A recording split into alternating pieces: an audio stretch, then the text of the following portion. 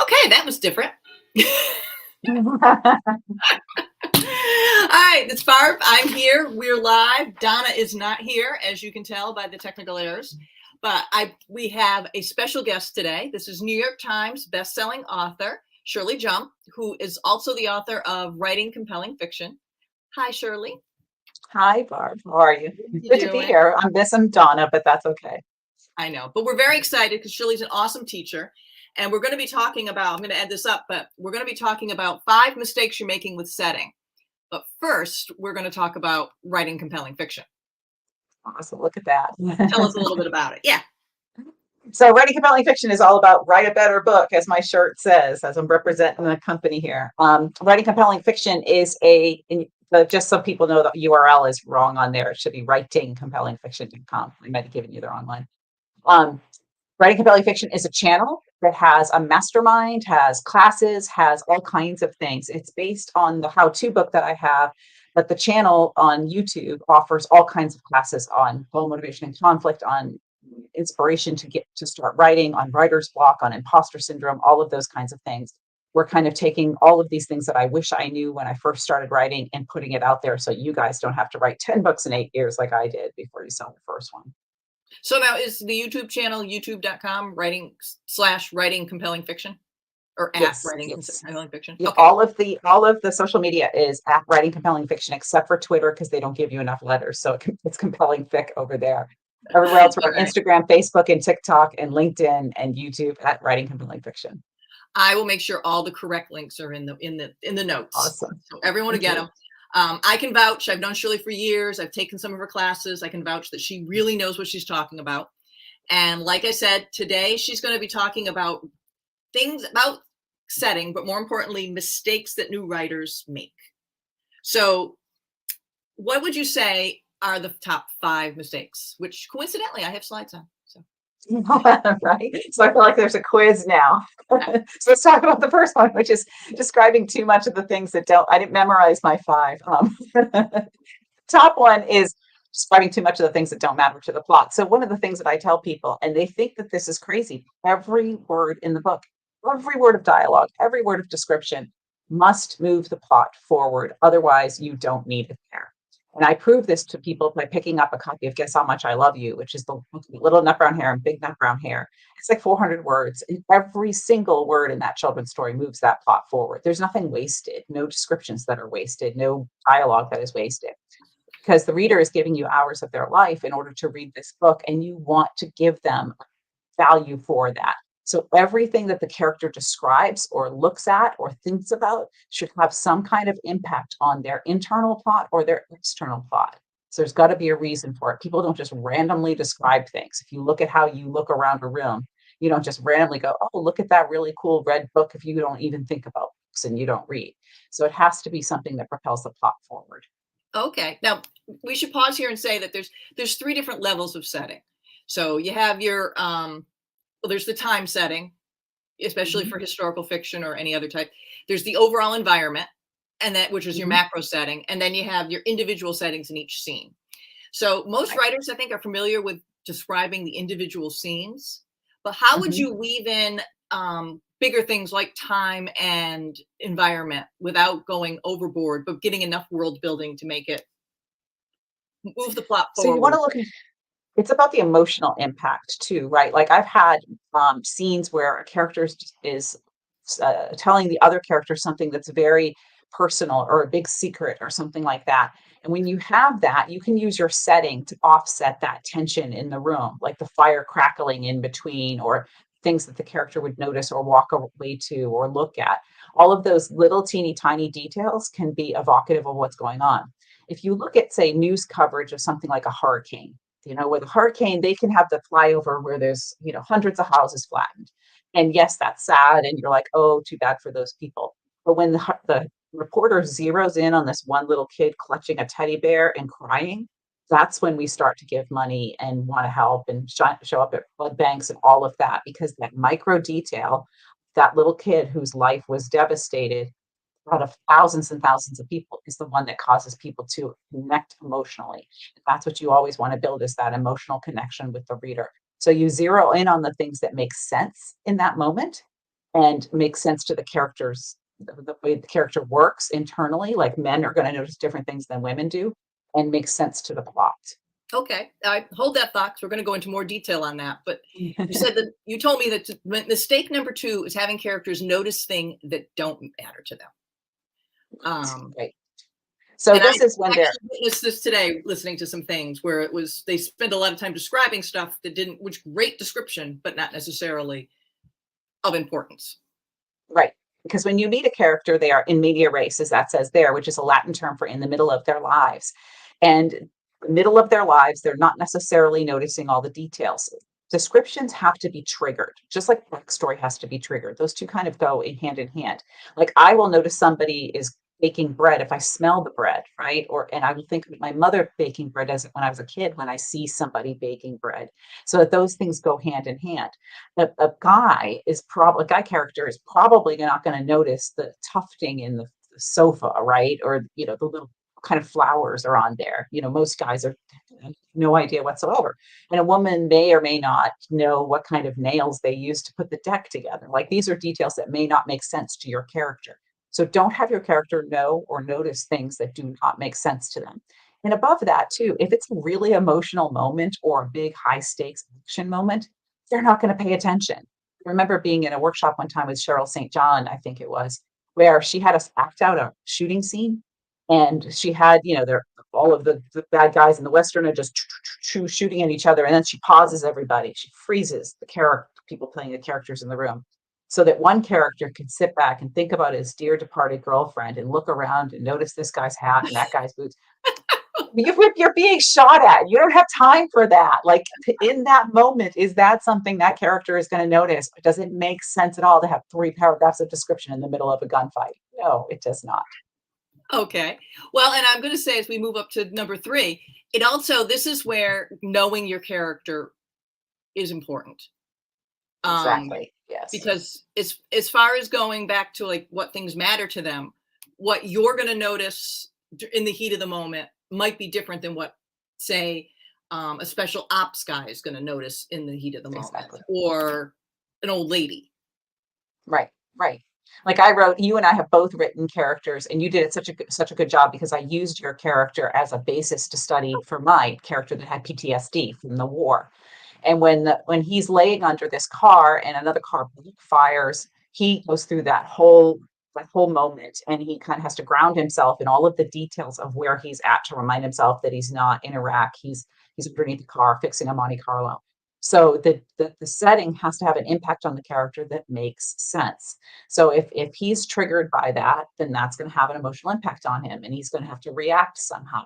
If you have a claustrophobic character and they go into a small room, it's going to have an impact. If you have a character who goes back to her hometown and her childhood bedroom, and she had a horrible childhood, there are going to be elements, every inch of that bedroom, and elements in that bedroom will have an impact on her. For instance, I have a character, not a character, I have a client who is writing a book where she talked about being attacked, sexually attacked by somebody. And there's one detail that she remembers because she was a little girl when it happened. And that one detail is the only thing that she really holds on to as evocative of that moment. So when she sees that kind of thing in her real life, that triggers all that and brings it all back. So if you're going to write a character, you're going to have a setting and you want to have an impact on the character with that place that they're going to, you need to take a few minutes to discover who that character is and why that setting would have an impact on them. What happened to them when they were younger? How do you decide? References back to that. How do you decide what your character is going to hone in on? Because So if you know them, then you know that this is somebody who's afraid of being abandoned, or this is somebody who's out for blood, or this is somebody who is very vulnerable, right? And you've got to think that through. Look, people that you know, the movies that you've seen, the books you've read, the TV shows that you've seen. How does a person who feels very vulnerable because they were attacked as a child react in this particular place, or would react with somebody looming over them or somebody startling them? Compared to, say, a guy who served in the military, how is he going to react to being in a small space or somebody threatening him? They have totally different reactions. So you've got to look at what their past will automatically make them, what way their past will automatically make them act, because we all have that. Donna and I had once, we actually took a master class on setting with Susan Meissner, which Hmm. if anyone, people who watch this know, we tend to, we love her. But she had recommended, and I think it makes a lot of sense when you're choosing kind of those larger settings, like if something that where a lot of action takes place, like Hmm. the main home or the nightclub or whatever, that your description of it should kind of reflect back on the character. Um, Exactly. Yes. so that if you have a Yes. happy character, you're going to want to describe the images around it should be more happy and bright and colorful. They're a reflection, or they were a reflection of the theme and the story itself. You know, if like a Hmm. trapped person, you want to use words and descriptions that make them feel tight. Like I just read, and I don't have them in front of me, but I just read Lisa Jewell's The Family Upstairs and the Family Remains. And there's a house that is central to both of those books. They're linked together.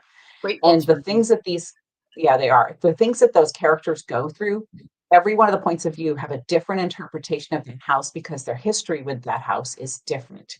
So you can have 5 kids growing up in the same house, and they will all have different interpretations of each room in that house because they had different experiences. Like when I was a little girl, we had this really mean cat that would chase me down the hall and try to scratch me. That cat was gone by the time my brother got to that age. So every time I walked down that hall, every time, and I'm 55 now, I think of that cat and I think of it chasing after me and how scared I used to be when I was like 5 years old to walk down there. Now, my brother doesn't even think about that because he never had that experience. So when you have even a house like that, it may be intimidating or cold or scary to one character and not to another. Another may find it to be a sense of home or a happiness for them because they had a different life there.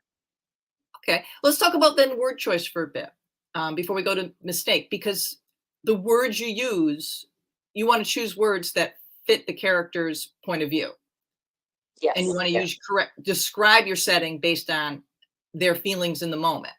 Correct? Right, right. Yes, so it'll be twofold. Like if you have a guy, a male character who is a contractor and he walks into a house, he's going to notice totally different things than a female character who's an interior decorator, for instance, or who's an accountant. They're all going to notice different things based on their profession, based on their history. If this is a place that has bad karma for them or something that reminds them of a place that had a bad moment, all of those things will be in their point of view. I remember learning this with my very first book because my male character was a contractor. And I remember him likening things to contracting carpentry type terms because that's how he would look at the world. This is his main life experience is carpentry. And so he's looking at things like insulation or foundations or structures, all of that. Whereas the female character is a flower designer. So she's looking at things from a beauty design standpoint. So their descriptions in their narrative were different. And your reader should be able to tell the difference between them without you ever naming whose point of view it is. They should be able to tell, oh, this must be her because she's looking at things in a different way than he is. And it should reflect their mood too, because if someone is Hmm. feeling, like I said, feeling trapped or sad, something like that, they are what the way they're going to see things around, they're going to pick up the negative details. And Hmm. you know, the room that looks cozy and quaint in one scene, they, if they're feeling good, may in the next scene you use the adjectives of tight and dark and shadowy, dingy, because that's how they feel, and it's got to reflect them. Because the setting is a character in itself. Right, exactly. What you see is what becomes, right? Like if you Mhm. always think negative thoughts, your life becomes more negative. And you can also have that as a growth moment in the book for your character because the character may walk into this room at the beginning of the book, in the middle of the book, and at the end of the book and have totally different reactions. Like if you have a character that's overcoming trauma and she goes to this really scary house where things happened and she is intimidated and shy and withdraws into herself and it feels tight and claustrophobic and all of that. And then as she's had some growth through the middle and she comes back to that place and she begins to feel a little bit more ease in the space, a little bit more confident, but not entirely because she hasn't completely gone through her journey. And then she gets to the end and she can walk into that place with confidence and strength because she has changed. So thus her interpretation of the place where she's at has changed. Okay. Well, I was gonna say using the books, the family upstairs and Hmm. the family, what's it? The family Remains. The family remain. remains. Yeah. Right. Houses play a big deal in that. And like when she's Hmm. describing the house in the first book, it is very dark and gloomy and weird and all that. But at the end of the book, there's a different house. Hmm. and Right. it's Right. much warmer, much brighter. Everything about it is described as warmer and brighter. And in the middle, there's an apartment that Right. she does is cold and the antiseptic, but she does a really good job of reflecting the mood in each house, as what's going Exactly. on in the book. And each character, if you look at particularly in The Family Remains, Henry's character and Lucy's character, the homes that they choose, because the home was such a big component of the first book. Yeah.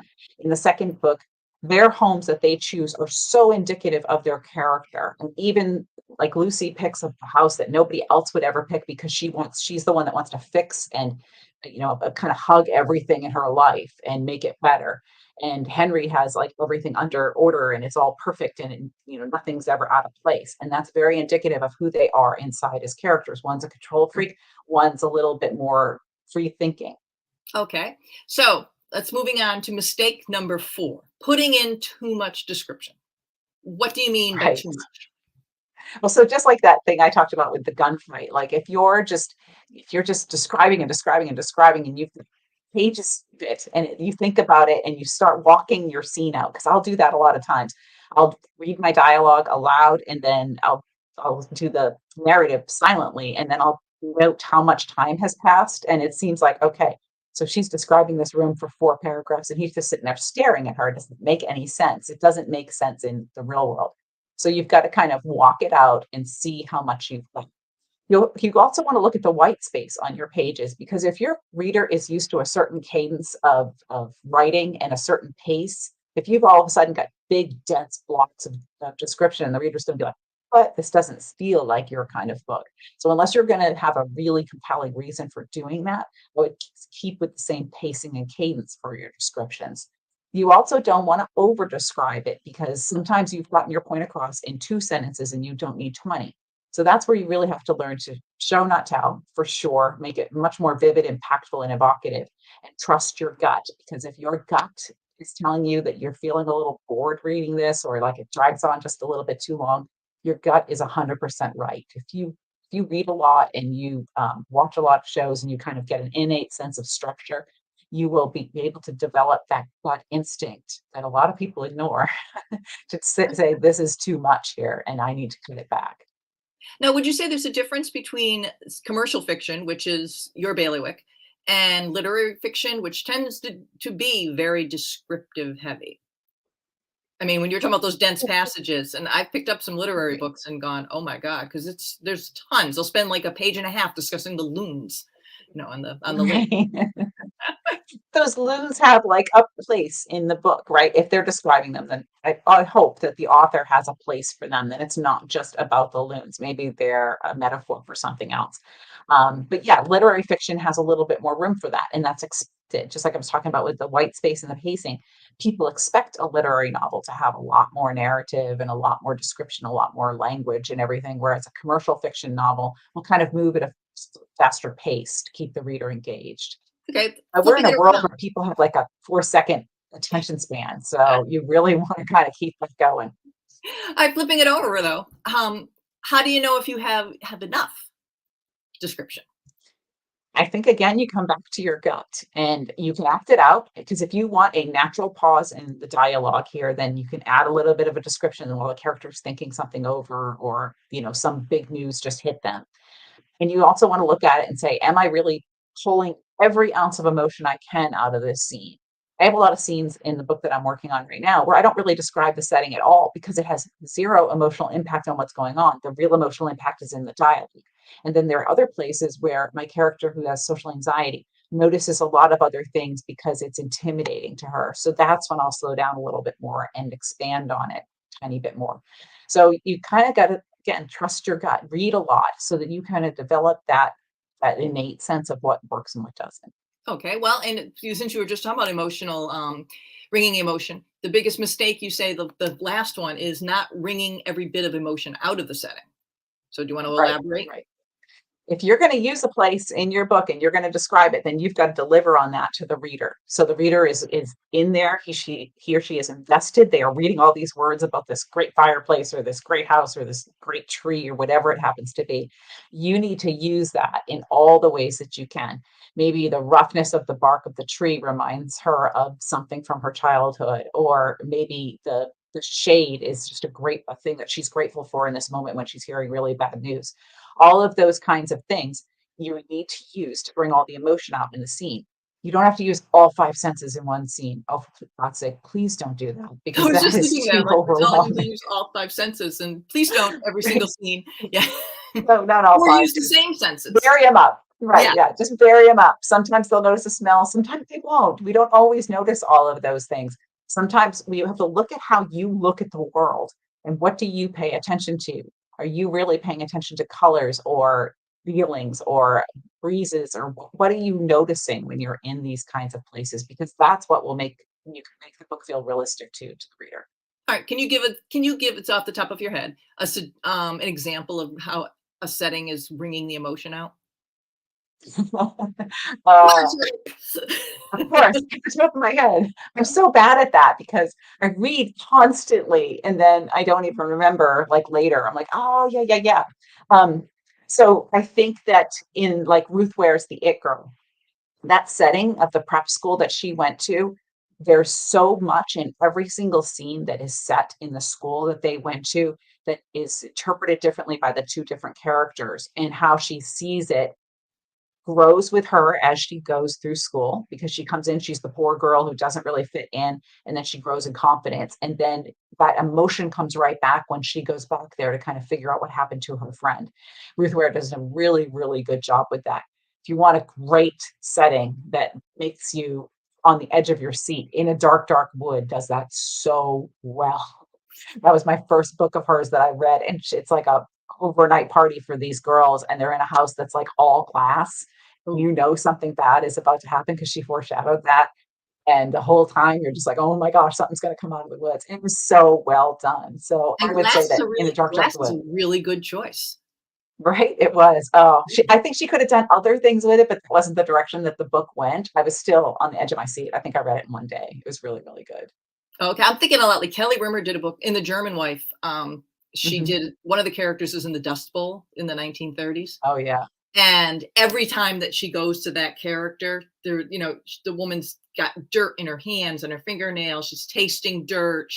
There's always some kind of reference to it. And I think that you really Mhm. got the hopelessness in every scene because, like they go to visit this local town for the local dinner and it's the only time everyone gets a full meal. And, Right, she's talking about the smells of that food. And then she immediately goes back to the original setting where there is no food right, and right. everything's back to dirty.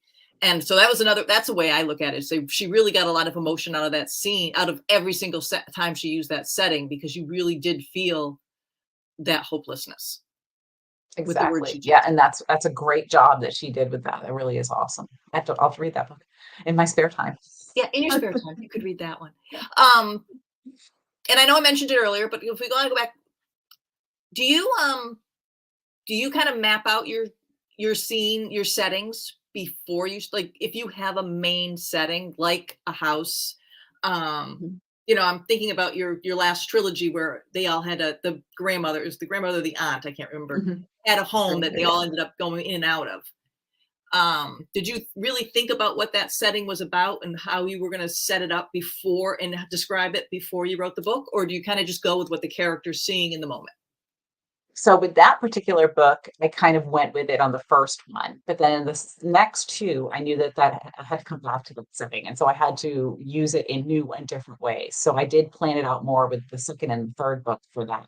Right now, I'm working on a suspense that's set in a town that is the setting for a whole series I'm planning, and I'm doing a lot of preliminary work on that town, like on the history of it and why it is the way it is and who lives there and all of that, because I know that this setting is so integral to the entire series. And so I really want to know what it is before I start the book and get really deep into it. And one of the other things I always like to think about is how is the setting impacting the characters and the storyline. So the woods that are in this town are very integral to the plot that I'm working on right now. I don't want to give away too much because that's the book I do every Friday with the viewers on Writing Compelling Fiction. I do a little bit each week, and I'm kind of excited about it and terrified at the same time because I'm writing in front of people. But the things that I'm figuring out as I go along are super exciting to me because it's a slightly new genre and a really fun thing. Oh, very cool. All right, so we should tell again. You have a chapter on settings in your writing compelling fiction book, correct? Compelling fiction. Yes, I do. I do have a chapter on settings. And I talk about in that book a million times how everything should move the plot forward. Everything should be related to the plot. You just don't waste the reader's time. It is a gift that they are giving you with what they're reading. So, and even if you're writing heavy literary books, even though it may be heavier with description or heavier and wordier, the same thing. Everything has to, every word has to work. Exactly. I'm You know, just checking to make sure I didn't have any comments that I missed. yeah, no, I'll do that too. Yes, But you know absolutely. what? Everything has to work. If people on my YouTube or on our Step Into the Story Facebook have questions, let us go ahead and type them into the comments even after the show. Shirley, I'm sure we'll come back and answer questions. Yeah, Um, absolutely. and But I don't rule out that I might use them for a video on writing compelling fiction. that is true. So I've got a whole list of questions that people ask me that are sitting there waiting to become videos. All right, that's fair. Fair game. Her website again is writingcompellingfiction.com. Do you have classes coming up, or is it just the mastermind right now? So I'm going to do some free classes. The masterminds allow are small groups, 15 people max, and the first 5 are guaranteed to get feedback from me, developmental edits on their first 5 pages. And then we kind of build a community. So I'm keeping those groups small so that these people can become friends and support each other. And even in the first meeting, we kind of had some emotion there, and it was really great how the group kind of rallied around the person that was feeling discouraged. And then I'm going to do a lot of the classes that I have offered previously when I've gone and spoken. I'm going to do those for free on my YouTube channel after I turn in the book that's due, because I cannot add another thing to my to-do list until I turn this book in. No But problem. sometime towards the middle to end of August, look for some classes on some of the oldies and goodies that I have spoken about throughout the years. Okay. And so now, oops, going back to our, I have to get the right buttons here. God, I need Donna. Our next episode is August 6th. We're going to be talking about A Botanist's Guide to Flowers and Fatality by Kate Kavari. We met her at the Historical Novel Society. She's such a lovely young woman, and her books both, there's this one and another one. It was called The Botanist's Guide to Hardies and Poison. And Awesome. it's a 2-book series that came out. It's a series that has a Victorian botanist who solves crimes, which sounds really unusual and really fun. So we're going to be reading that, and we're going to be talking about it at 7 p.m. on August 6th. And after that, I think our guest next month is Eliza Knight, who we adore. And yes. And we're going to be talking about her book about Adele Astaire. So hopefully everyone will join us for that one. Awesome. I have an interview with her that I haven't run on my channel yet. So give me the date when we're done here that you're going to do that. And I'll do that as part of a promo for it. So, Okay. I have an interview I did with her at the Historical Novelist Society. So, and then at the end of the month, next month's writing room, we're going to talk about sagging middles. Yes, which we all get in our 50s, but it can also happen in your book.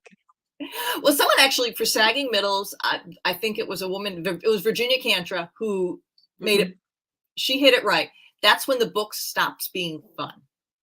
Yes, and for sure. Frequently the sagging middle is because you didn't really think past chapter 4 and you're kind of floundering around, and it's hard. So that's the hardest part of the book. So I'm looking forward to talking about that. It'll be interesting. Donna writes very long books, so she's going to be great at talking about that. All right. So if you liked what you saw today, please like and subscribe us. We're at youtube.com at Step Into the Story Books, or you can join us at facebook.com/groups/Step Into the Story.